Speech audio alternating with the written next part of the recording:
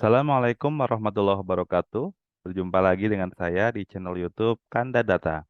Pada kesempatan ini saya akan membawakan topik yaitu cara mengatasi multikolineritas pada regresi linear berganda metode kuadrat terkecil atau ordinary least square. Jadi multikolinear ini merupakan salah satu uji asumsi yang harus dipenuhi agar menghasilkan base linear unbiased estimator. Baik, untuk memudahkan saya berikan contoh. Di sini saya akan menggunakan software SPSS. Namun sebelum itu, sambil saya membuka aplikasi, saya informasikan kepada Sobat Data jika ingin terus mendapatkan update notifikasi video terbaru, silakan klik subscribe dan aktifkan gambar loncengnya. Baik, di sini ada contoh yang akan saya berikan kepada sobat semuanya, bahwa di sini ada regresi linear berganda dengan 4 variabel bebas, yaitu biaya iklan, tenaga marketing, biaya operasional, dan bonus tenaga marketing. Ini untuk variabel bebasnya, dan variabel terikatnya adalah penjualan mobil. Di sini untuk notasi variabel terikatnya adalah Y, kemudian variabel bebas menggunakan X, yaitu X1 sampai dengan X4. Sebelum kita melangkah lebih jauh untuk melihat bagaimana cara mengatasi masalah multikolineritas, kita sebelumnya perlu mengetahui apa itu multikolineritas. Jadi salah satu asumsi yang harus dipenuhi ketika kita menggunakan regresi linear metode OLS adalah tidak terjadi multikolineritas. Apa itu multikolineritas? Multikolineritas itu adalah adanya korelasi yang kuat antar variabel bebas. Jadi, kalau dalam regresi linear berganda, antar variabel bebas yang terdapat korelasi yang kuat, artinya itu terjadi masalah multikolineritas.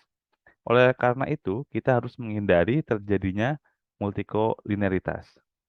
Jadi, jangan sampai ada biaya iklan, tenaga marketing, biaya operasional, dan bonus tenaga marketing yang mengalami masalah multikolineritas, karena akan menghasilkan estimasi yang bias.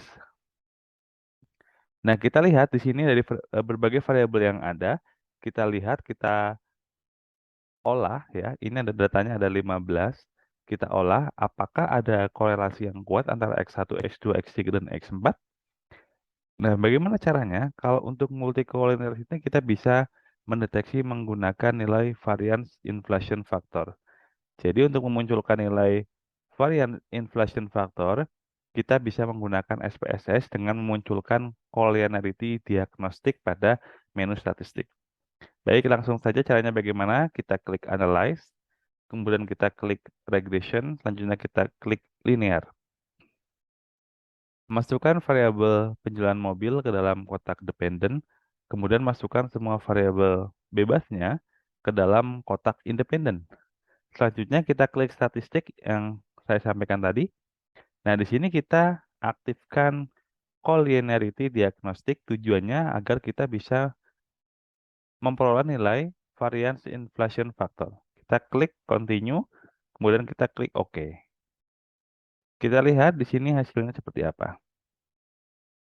Langsung saja kita menuju ke output SPSS yang judulnya adalah koefisien, di mana ini memuat nilai-nilai koefisien dari regresi dan nilai variance inflation faktornya. Nah, di sini kita lihat bahwa ternyata nilai variance inflation factor untuk biaya iklan, kemudian ada tenaga marketing, dan bonus tenaga marketing ini lebih besar dari 10. Bahkan untuk tenaga marketing dengan bonus tenaga marketing ini sangat besar, lebih dari 1000. Jadi idealnya nilai variance inflation factor itu lebih kecil dari 10 ya. Kalau lebih kecil dari 5 akan lebih bagus lagi. Dampaknya apa? Misalkan kita lihat contoh ya, kalau ini terjadi multikolineritas, kita paksakan hasilnya. Kita lihat bahwa di sini tenaga marketing. Ini nilainya adalah signifikansinya 0,014. Ini kurang dari 5%. Ini adalah pengaruhnya signifikan. Namun di sini arah koefisien adalah negatif. Jadi semakin banyak tenaga marketing, penjualan mobil akan semakin menurun. Nah, ini bisa salah satunya bisa terjadi bias, ya. Ini juga untuk biaya iklan. Ini meskipun tidak signifikan 5%, tapi signifikan di bawah 10%, ini juga negatif. Semakin tinggi biaya iklan ditingkatkan akan menurunkan penjualan mobil. Jadi banyak terjadi bias kalau kita memaksakan adanya multikolinearitas. Makanya kita harus menghilangkan masalah multikolinearitas agar memenuhi asumsi yang dipersyaratkan regresi metode OLS. Caranya bagaimana? Ini paling mudah sebetulnya.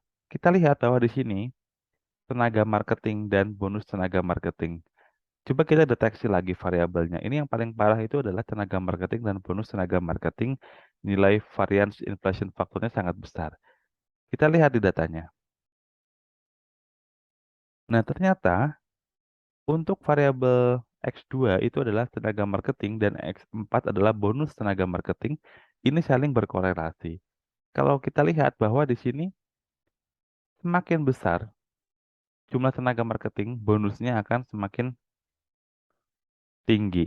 Dan ini akan terjadi pola yang sama. Bisa dimungkinkan misalkan setiap tenaga marketing berhasil menjual 1 unit mobil, tenaga marketing tersebut akan mendapatkan bonus atau reward yang sama. Misalkan 500.000 taruhlah. Jadi kalau ada 90 tenaga marketing berarti 90 kali 500.000. Kalau ada 100 berarti 500.000 kali 100 dan seterusnya. Sehingga hal ini akan menyebabkan terjadinya multikolinearitas. Oleh karena itu kita gunakan salah satu.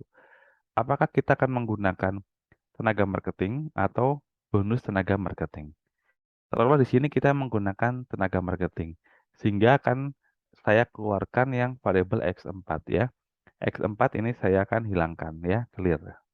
Oke, jadi saya tidak punya variabel bonus ya. Jadi kita lakukan pengolahan lagi. Kita klik analyze regression linear. Kita riset lagi, penjualan mobil masukkan ke dependen, kemudian biaya iklan, tenaga marketing, dan biaya operasional masukkan ke independen. Yang tadi dependen ya, penjualan mobil. Kita klik statistik, kemudian kita klik collinearity diagnostic untuk memunculkan variance inflation factor. Kita klik continue, dan kita klik OK. Kita lihat outputnya apakah ada perbedaan dengan yang sebelumnya.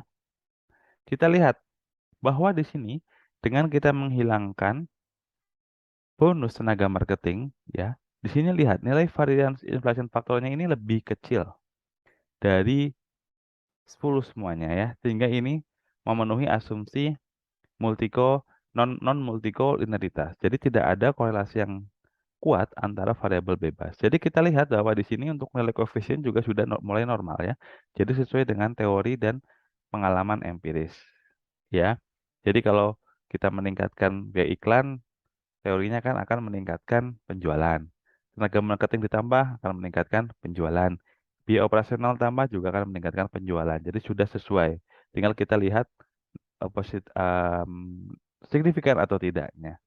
Jadi itu salah satu cara yang dapat kita lakukan untuk eh, mengatasi masalah multikolinearitas agar memenuhi asumsi yang disyaratkan dalam metode OLS. Baik, demikian yang dapat saya sampaikan. Semoga bermanfaat. Terus dukung channel ini dengan cara like, subscribe, dan share. Sampai jumpa di video-video selanjutnya. Salam sehat selalu. Assalamualaikum warahmatullahi wabarakatuh.